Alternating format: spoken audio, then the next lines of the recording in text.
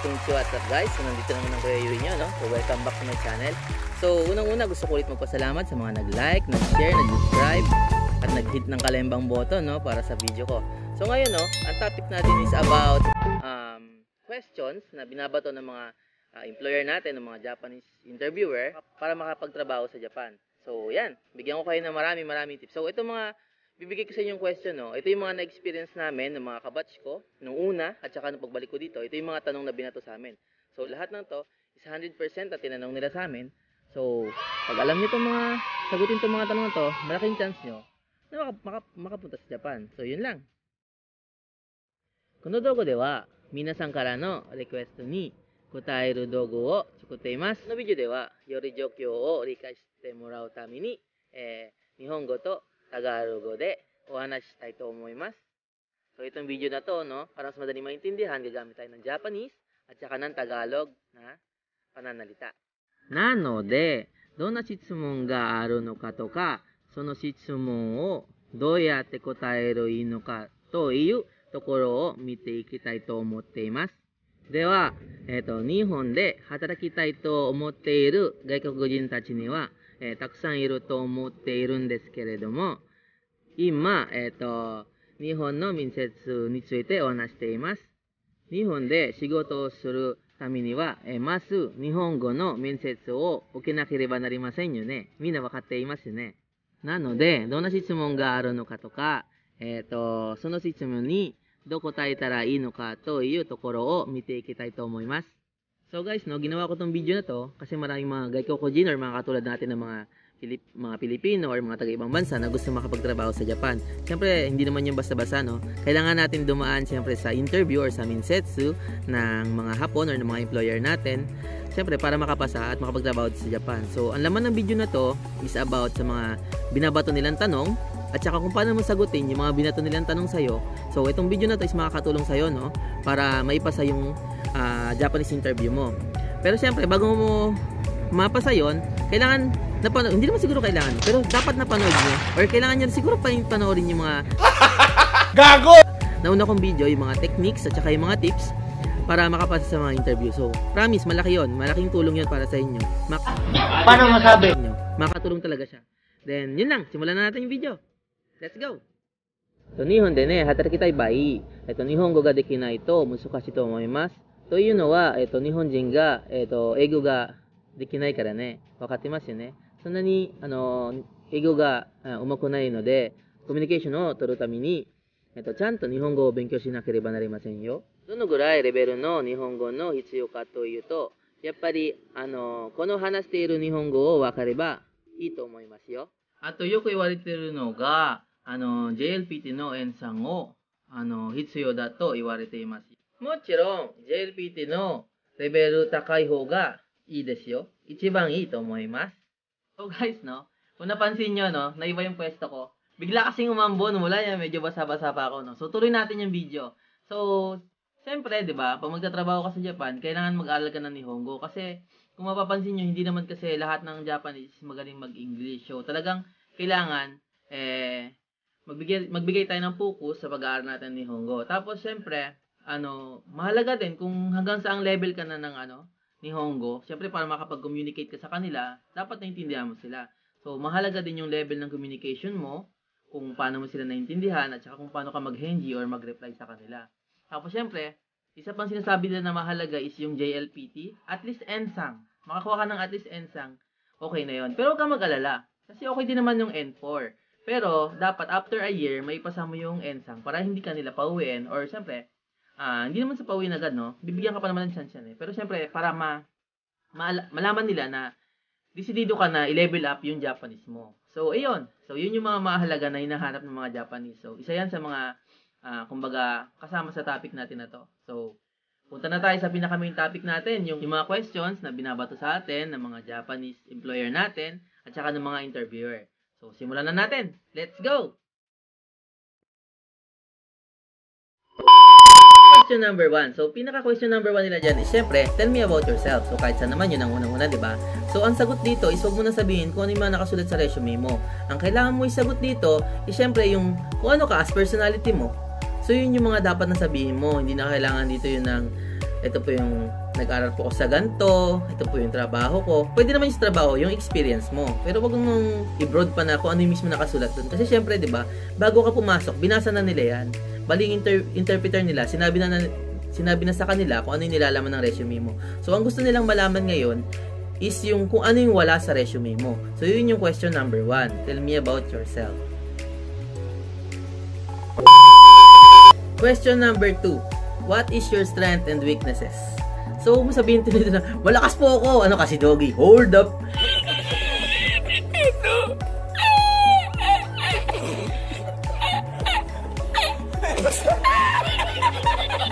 So, hindi yun. So, ang sagot dito sa what is your strength is sabihin mo, example, kaya ko pong makipag-communicate, hindi po ko nahihiya na makipag-communicate sa ibang tao, then, kaya ko pong i-adapt agad yung working place. So, yan yung mga strengths na kaya mo. Yan yung strengths mo. So, kaya mong magaman or magtiis or magtimpe, strengths yan. So, kung sa weaknesses naman, sa weaknesses wala namang mali dyan eh. So, basta kailangan, yung sa huli ng weaknesses mo, is ipapatong mo yung strengths mo. Kunyari, weaknesses mo is mainitin ang ulo mo. So, syempre, magugulat yung ganyan kasi mainitin ang ulo mo. Pero, sa last na pagpapaliwanag mo ng ng weaknesses mo, strength mo, sabihin mo na syempre, continuously na inaayos mo yung sarili mo para hindi na maging mainitin yung ulo mo at saka syempre, hindi ka magkaroon ng trouble. So, parang gumagawa ka ng ng solusyon para sa weaknesses mo. So, yun dapat yung mga sagot mo sa question number 2 na, what is your strength and weaknesses? Question number 3. What is your biggest achievement and mistakes? So, dito sa question number 3 na to, what is your biggest achievement and mistakes, So, dito papasok yung gusto nilang malaman kung paano yung way of thinking mo, kung paano ka mag-isip. I am the one, the way your son don't need a gun to get sa mga bagay-bagay. So, sabihin mo dito yung mga achievement mo. Siyempre, yung mga na-achieve mo sa buhay. Kunyari, siyempre, graduate ka, nakapasa ka sa ganito, sa ganyan. Meron ka mga certificate na ganito, achievements yan. So, sa weaknesses, sa mistakes mo naman, siguro yung mga pinagsisihan mo na hindi mo ginawa, kaya hindi ka nagaganto. Pero, dapat sa maayos na pagpapaliwanag. So, gusto lang nila dito tingnan kung paano ka mag-isip, yung way of thinking mo, kung positive ba yan or negative. So, yun. Yun yung mga gusto nilang naririnig na sagot mo sa question number 3. Okay? Question number 4. Bakit gusto mo makapunta or bakit gusto mo makapagtrabaho sa Japan? So, yan, mahalaga yan. Yung sagot mo dito is mahalaga. As in talagang mahalaga. Sa sagot mo dito, wag mong sasabihin na about sa pera. Okay yan, pahuli. Pero wag mo direct to the point na dahil sa pera. What? What the fuck? Gusto ko pong mag-earn na maraming money. Hindi. Wag yun. Mali yun. So, sa question na to, bakit gusto mo makapunta ng Japan? Ang magandang isagot dito is, simula nung bata ka pa, mahilig ka sa anime or ganyan, na-dream mo na makita yung sakura, makakapil ka ng snow, or kung ano mang maganda about sa Japan. Huwag mo agad sasabihin na, gusto ko po mag-earn na maraming pera para po matulungan ko po yung pamilya ko, para po sa future ko. Gasgas na kasi yan eh. As in, gasgas na sa interview yan. Ang gusto nila dito malaman is yung about sa'yo, kung ano yung mga future plans mo, kung ano yung reason mo na maganda, maliban sa pera, kaya gusto mo mag-work sa Japan. So, yun dapat ang isagot mo. Rule number 1, wag mo sabihin yung about sa pera ka. Agad-agad. Kasi, agad yun? Minus points na sa kanila yun. Kasi ayaw nila ng ganon about sa pera. Okay? Question number 5. So, itong question number 5 na to, ito yung parang mga questions nila na para alisin lang yung kaba mo or para ma-express mo lang yung sarili mo. Kasi, pag masyadong mahihirap yung mga question is parang natatalanta tayo, So, meron silang mga questions yan na pang ano lang ba? Para maibalik yung smile mo tsaka mabalik yung confidence mo. Actually, ba't ko alam to? Kasi meron ako mga friends na hapon na sinasama nila ako pa mag-i-interview. So, ako yung nag-i-interpret, ganyan.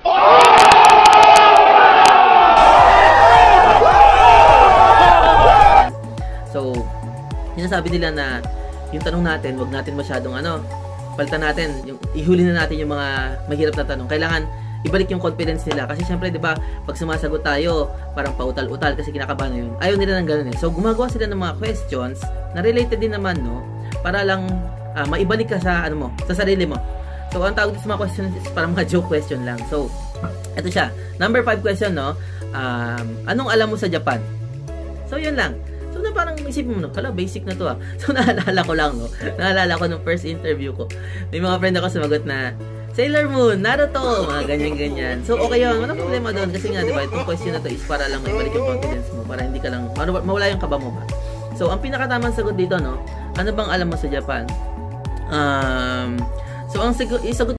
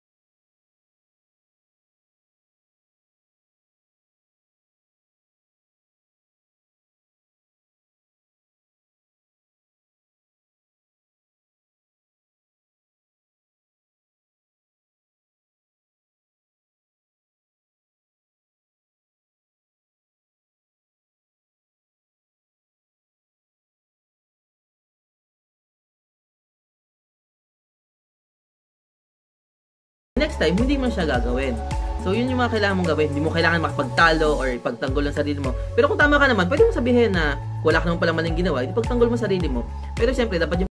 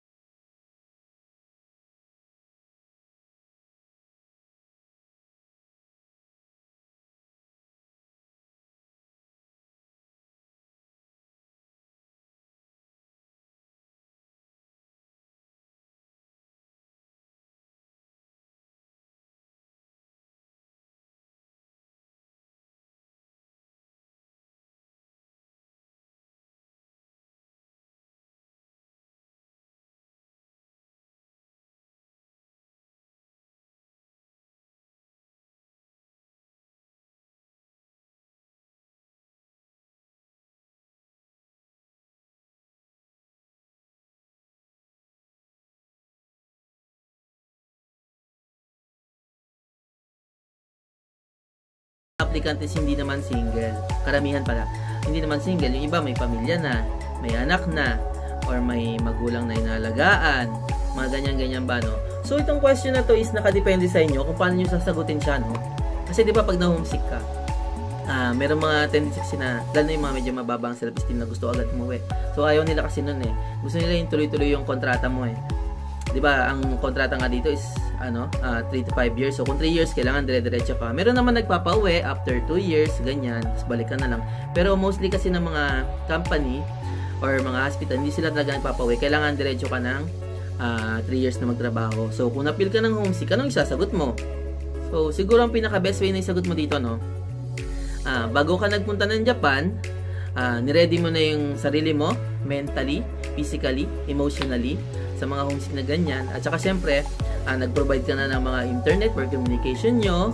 Then, na-ready mo na, naipaliwanag mo na sa family mo, sa anak mo, na ito kailangan kong gawin magtrabaho para sa future natin, mga ganyan. So, may YouTube naman, may Skype, may ano pa ba? May Line, may Facebook, ganyan-ganyan, Messenger. So, yun, kailangan may way ka na maalis mo yung homesick mo or sabihin mo na pwede ka mag-ano mo na, gala-gala mo na sa labas, mag-unwind. Yan, mga ganyan-ganyan ba na sagot? Huwag nyo sasagot na pag na-feeling ka homesick na malulungkot-lungkot ka rin. Pakita mo pa rin na kailangan confident ka sa sarili mo na genki ka na, ready ka na talaga na magtrabaho ng straight 3 years. Kahit na syempre hindi. So, yun lang. Kailangan yun yung sagot mo. Mahirap to. Kasi itong sagot mo dito is mag-ano yan sa kanila. Malaki yung impact nila yan sa kanila. So, kailangan galingan mo yung pag-iisip ng mas better sa mga sinabi ko Galingan mo yung pag-iisip para mas makuha mo yung attention nila na i-hire ka. Number 10, para sa akin, number 10, ito yung pinakamahirap. Kasi ang tanong dito is, what will you do if one of your family member got sick or died during, during you're still working in Japan? So, anong gagawin mo pag yung isa sa mga kapamilya mo nagkasakit or namatay? So, ano yung magiging action mo? Ano yung magiging reaction mo? So,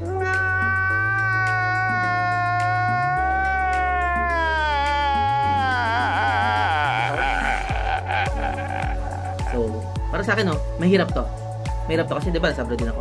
Nahirapan din ako sagutin to,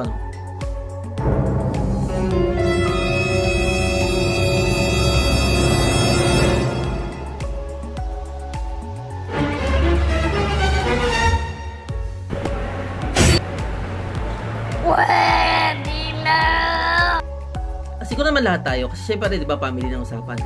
So, sinagot ko dito,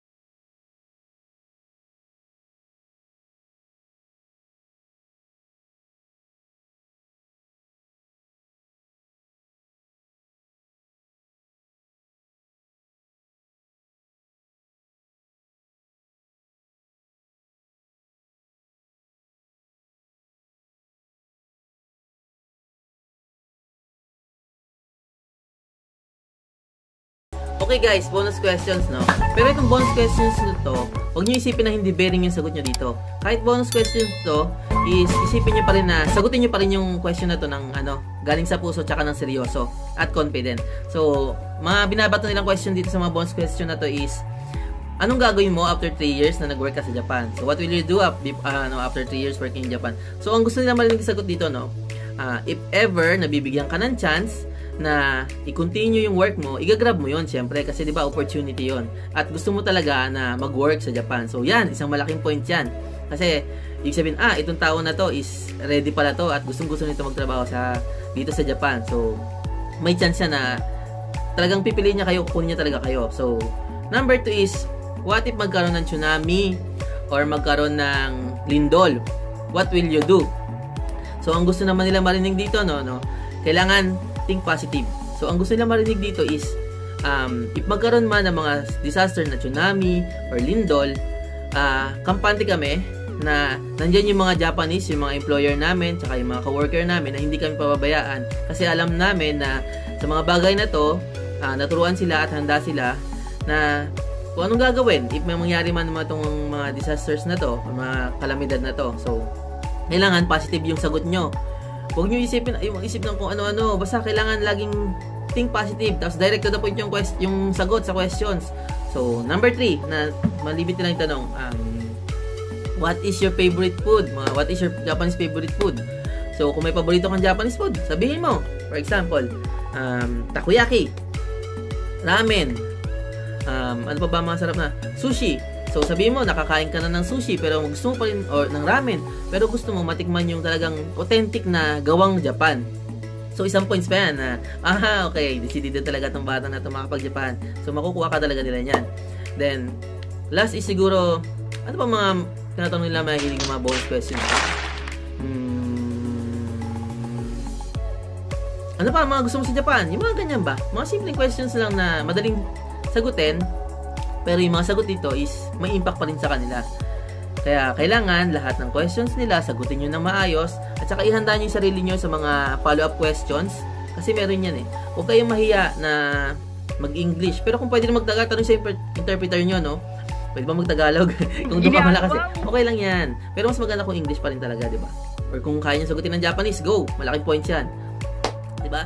So yun, ito na yung mga possible questions. Hindi naman possible kasi nangyari talaga kami talaga yung tinanong. So ito yung mga questions na binato sa amin ng mga employer namin tsaka mga interviewer. At saka itong mga questions na to is mismong experience ko na to. Kasi isa nga ako sa mga naging interpreter sa mga gantong question. At saka diba, dumaan ako din yung mga naging interview. So itong mga points na to is alam ko na kasi nga ako mismo is na-experience ko at nandun mismo ko. At sa akin mismo sinabi na ito yung mga gusto nilang gawin sa interview. So, malaking points to. Promise, hindi ako nagsinungaling. Marami makapagpatunay niyan. So, watch nyo tong video na to. At saka kung may natutunan kayo sa video na to, please like, share, then subscribe, then tell about your friends. Tell nyo na rin sa mga friends nyo na itong video na to maganda. Joke lang. So, sa mga hindi pa nakasubscribe dyan, baka naman. Bye-bye!